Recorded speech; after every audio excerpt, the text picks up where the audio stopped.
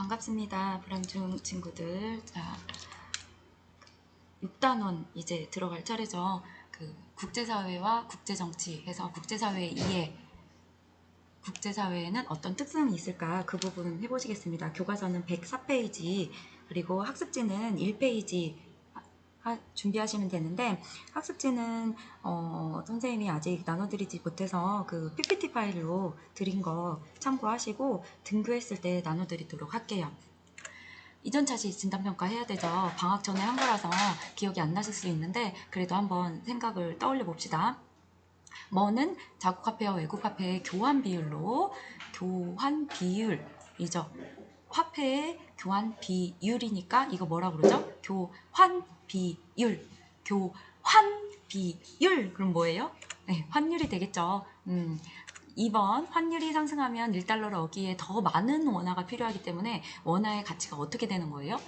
1달러 대비 더 많은 원화가 필요하죠. 그러니까 그 원화의 가치는 하락하게 되는 거죠. 기억이 가물가물 하시는데 기억 나시는 친구들도 있을 거예요. 배웠던 거니까 이전 자시 확인학습 한번 해봤습니다. OX, 환율이 상승하면 수입 원자재 가격이 올라서 국내 물가가 상승할 수 있다. 맞나요? 틀리나요? 온가요? X인가요?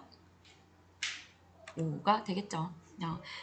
선생님이 방학 전에도 안내를 했듯이 이 부분은 시험에는 안 들어갈 거예요. 대단원 5단원까지는 진도는 나갔지만 시험에는 넣지 않을 겁니다. 너네들 부담을 좀 줄여주기 위해서 대단원 6단원 지금 이 부분 국제사회의 의미와 특성을 이해할 수 있다. 이 부분 교과서 104페이지부터 시험 범위에 넣을 거니까 그 환율 부분은 좀 부담 갖지 마시고 전체적으로 쭉 훑어보시고 이해하고 가시는 걸로 하시고 이쪽 국제사회 부분부터 공부를 열심히 하시면 되겠습니다.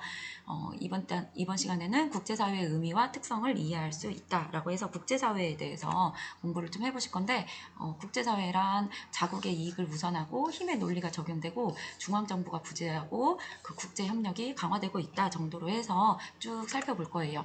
일단 교과서 104페이지에 도입활동, 생각을 여는 활동을 한번 해봅시다. 영상자료 하나 보실게요.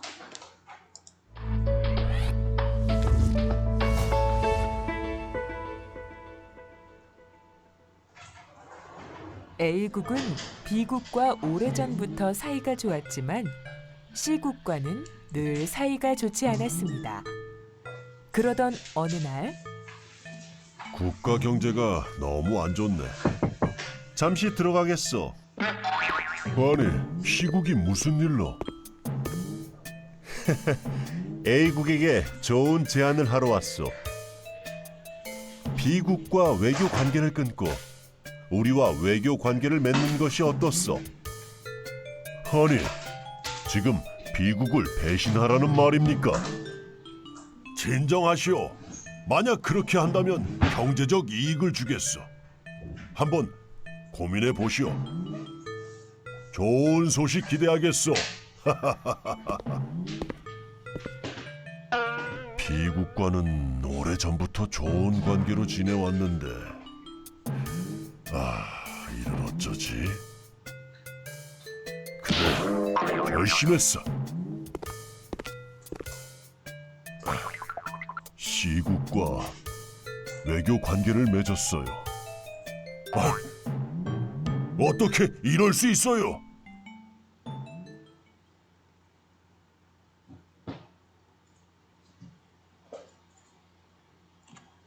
네, 영상 자료를 보고 이 문제를 좀 풀어보실게요. 1번, A국과 B국이 외교관계를 끊고 C국과 외교관계를 맺은 이유를 그림에서 찾아 써보자 했는데, 뭐 뻔하죠. 그 C국과 외교관계를 맺음으로써 어떻게 하기 위해서? 경제적 이익을 얻기 위해서 한 거죠. 그렇구나 라는 걸 알 수 있죠. 경제적 이익을 얻기 위해서는 외교관계가 그렇게 바로 끊고 맺고 그렇게 할 수 있게 되는 거구나.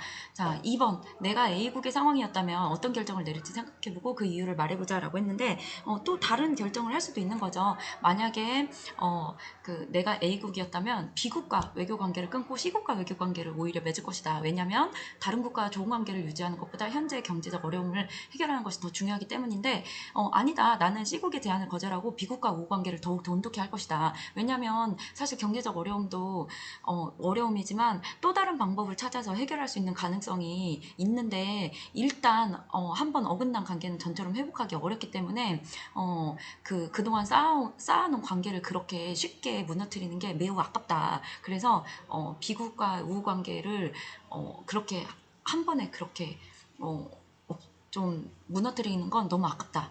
비극과 우호 관계를 더욱더 돈독하게 하는 게 장기적으로 봤을 때는 더욱더 이득일 수 있다라고 하는 뭐 그런 결정을 내릴 수도 있는 거죠.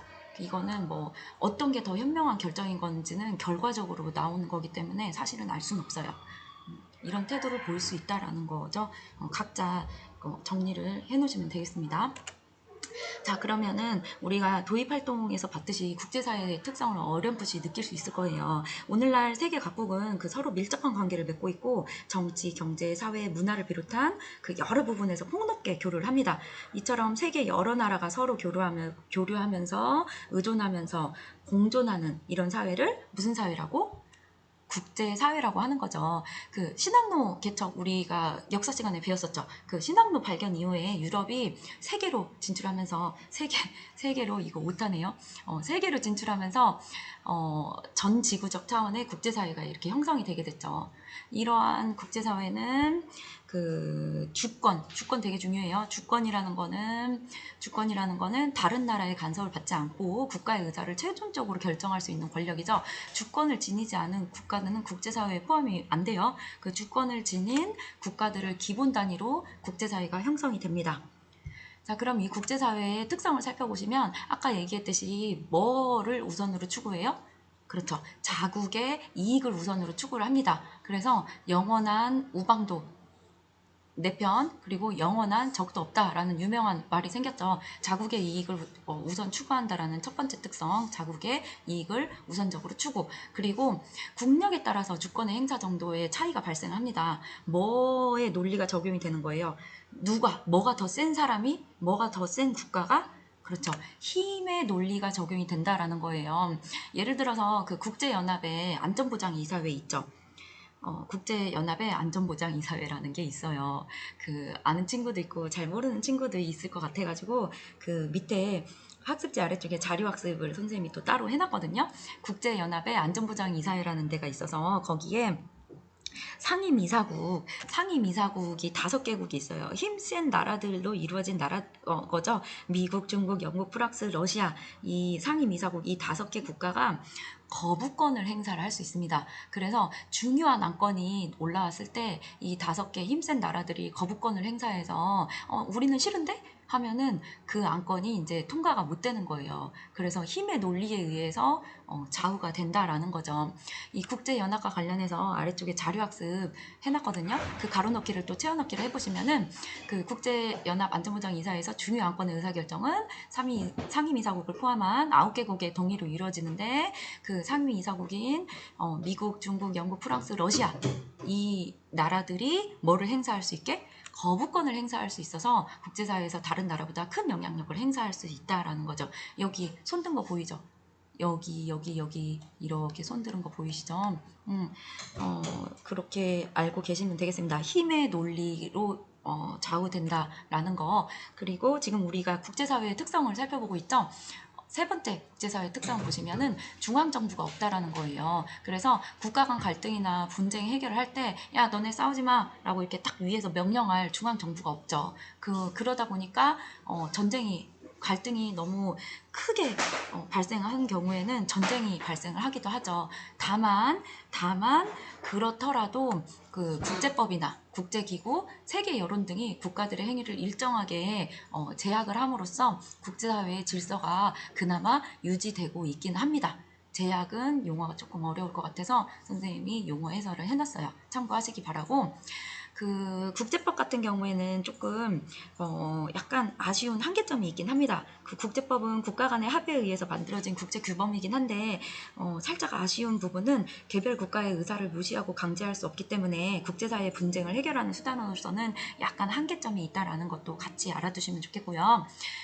그리고 네 번째 국제사회의 특성은 국제협력을 점점 강화시켜 나가고 있다라는 거. 국가 간의 그 상호 의존성이 점점 강화되고 있죠. 최근에 더욱더 세계화가 많이 되고 있고 국제사회의 문제를 공동으로 대처해야 될 필요성이 더 커지고 있죠. 각종 환경 문제라던가 여러 가지 국제사회의 문제들이 같이 어느 한 나라가 한 나라 혼자서만 해결할 수 없는 문제들이 많이 떠오르고 있기 때문에 특히나 뭐 요즘에 현 시국에 가장 문제되고 있는 것도 코로나19 같은 거 어느 한 나라 혼자서 해결할 수 있는 문제가 아니죠. 그래서 국제협력이 점차 뭐 되고 있다라고 보시면 돼요. 국제협력이 점차 강화되고 있다라고 보시면 되겠습니다. 현재 국제사회의 특성 4가지 살펴봤고요. 보충학습으로 넘어가 봅시다. 교과서 15페이지 개념 속 사례콕 그 부분 보시면 되겠어요. 그 환경 문제를 통해서 본 국제사회의 특성과 관련한 부분인데 이 부분에 보시면은 그 온실가스 배출로 인해서 지구온난화가 심각해지는 상황이에요. 그래서 일부 선진국가들이 온실가스를 의무적으로 줄이기로 합의를 했는데 이쪽 보면은 국내 산업을 보호할래요? 그러면서 저는 온실가스 보호 안 할 건데요? 해가지고 몇몇 선진국들이 자국의 산업을 보호하기 위해서 그 자국 이익을 우선시하기 위해서 우리는 온실가스 줄이는 거 합의 안 할래요. 우리 산업 먼저 키워야 돼요. 라고 해서 좀 이기적으로 그렇게 온실가스 감축 안 하겠다 그렇게 한 거예요. 그래서 이러한 노력에도 지구 온난화가 계속 심각해지니까 안 되겠다라고 해서 그 2015년에 오바마 전 미국 대통령이 주도를 했죠. 그 파리 협정이 체결이 됩니다. 195개국이 온실가스 감축에 합의를 했고 당시에는 선진국뿐만 아니라 모든 당사국이 온실가스 감축의 의무를 부여를 했어요. 그렇게 해가지고 다 같이 줄이자라고 했는데 이후에 트럼프 미국 대통령이 2017년 8월에 우리는 왜 미국이 이거를 동의를 해야 되냐? 우리는 싫은데? 그러면서 미국이 다시 빠져나가겠다. 우리는 온실가스 감축 안 하겠다라고 선언을 하게 되고 다시 바이든 대통령이 당선이 되면서 파리 협정에 다시 가입하겠다 라고 이렇게 왔다 갔다 하긴 했어요. 그 학습지 오른쪽 아래쪽에 가로넣기 있거든요. 이 부분을 채워넣기를 해보시면은 가는 지구온난화가 심각해졌지만 몇몇 선진국이 산업보호와 경제발전을 위해서 온실가스 의무 감축에 합의하지 않는 모습을 보여주고 있습니다. 그 국제사회의 특징이죠. 자국의 이익을 우선시하는. 그리고 나는 2015년 국제연합 UN 기후변화협약 당사국 총회에서 195개국이 온실가스를 의무적으로 줄이는데 합의한 것을 나타낸 거죠. 이게 파리 협정에서 있었던 일이에요. 근데 가에서는 국제사회에서 자국의 이익을 우선시하고 있음을 확인할 수 있고 나를 통해서는 오늘날 국제사회에서 협력이 강화될 수 있음을 파악할 수 있죠. 관련해서 그 영상 자료를 선생님이 또 하나 준비를 했어요. 영상 자료를 하나 보여드릴게요.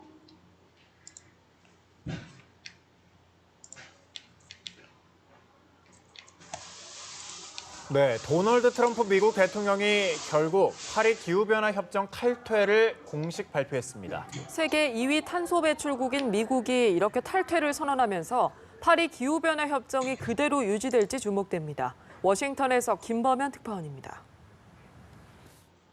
온난화 등 날로 악화하는 기후변화로 고민을 거듭해온 지구촌. 2015년 12월 프랑스 파리에서 산업화 이전 대비 지구 평균 온도 상승폭을 섭씨 2도 이하로 유지한다는 역사적인 협정이 만들어졌습니다. 바로 파리 기후변화 협정으로 우리나라를 포함한 195개국이 서명했고 작년 11월 발효됐습니다. 그리고 7개월이 지난 지금 도널드 트럼프 미국 대통령은 이 협정에서의 탈퇴를 공식 발표했습니다. In order to fulfill my solemn duty to protect America and its citizens, the United States will withdraw from the Paris Climate Accord. 미국의 불이익이 된다는 게 협정 탈퇴의 이유로 미국 우선주의의 연장선입니다. 당장 비구속 조항의 이행을 전면 중단한다고 밝혔습니다. 동시에 파리 협정은 최대 탄소 배출국인 중국 등에 엄격하지 않다는 점을 거론하며 또 다른 공정한 기후 협정을 추진할 의사가 있다고 밝혔습니다. But we will start to negotiate, and we will see if we can make a deal that's fair. And if we can, that's great. And if we can't, that's fine. 작년 9월 파리 협정 비준을 관철하는 등 기후변화 문제에 공을 들여온 버락 오바마 전 대통령은 성명을 통해 미래를 거부한 것이라고 강력히 비판했습니다. 중국에 이어 세계 2위 탄소 배출국인 미국이 파리 협정 탈퇴를 선언하면서 다른 참여국들의 도미노 탈퇴 가능성 등 파리 협정 자체가 존폐의 갈림길에 서게 됐습니다. 워싱턴에서 연합뉴스TV 김범현입니다. 네, 이 자료를 통해서 여러분들이 그 국제사회의 좀 특성을 알 수 있으면은 도움이 좀 되실 거라고 보지 않을까 싶어요. 자, 그 확인학습 한번 해보시겠습니다. 세계 여러 나라가 서로 교류하고 의존하면서 공존하는 사회를 가리키는 용어. 오늘 배운 거죠. 무슨 사회? 국제사회. 국제사회에서는 뭐의 논리가 적용되기 때문에 강대국은 큰 영향력을 행사해요. 뭐가 센 사람? 뭐가 센 국가? 그렇죠. 힘의 논리가 적용된다 라고 보시면 되겠고 3번 OX 퀴즈 3-1번 국제사회에 속한 국가들은 자국의 이익보다 인류사회 전체의 이익을 우선시한다. 맞아요? X예요. 사실 인류사회 전체의 이익을 우선시 하는 듯 표면적으로는 그런 듯 보일 수도 있지만 실질적으로는 자국의 이익을 우선시하는 게 특징적 특징이라고 보시면 되겠습니다. 3-2번 국제사회에는 중앙정부가 없기 때문에 질서가 전혀 유지되지 않는다.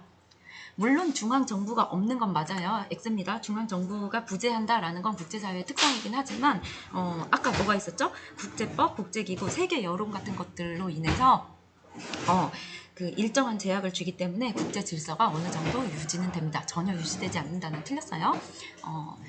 여기까지 전체적으로 내용 잘 살펴보셨고 마지막으로 복습하는 느낌으로 영상 자료 하나 보시면서 전체 내용 훑어보실게요. 교실에서 함께 생활하는 친구들이 있죠. 여러분은 어떤 친구와는 매우 친하게 지내는 반면에 어떤 친구와는 사이가 좋지 않아서 서먹서먹하게 지내기도 하죠. 교실 속에서도 친구들끼리 친하든 안 친하든 다양한 관계를 형성하여 생활하니 하나의 사회라고 할 수 있습니다. 이것은 국가끼리도 마찬가지입니다. 지구상 수많은 국가들 중에 어떤 국가끼리는 사이가 좋아서 동맹도 맺고 외교도 활발한 반면에 어떤 국가끼리는 못 잡아먹어서 안달이 나서 서로 비난하고 헐뜯기도 하죠. 하지만 또 이런 관계가 하루아침에 바뀌기도 합니다. 지구 안에 다양한 국가들이 이렇게 다양한 관계를 맺고 살아가는 사회를 국제사회라고 합니다. 그렇다면 국제사회의 모습은 어떨까요? 겉으로 보면 모두가 평등하고 평화로운 국제사회지만 사실은 각각의 나라들이 결국 자신들의 나라의 이익을 최우선으로 하고 있습니다.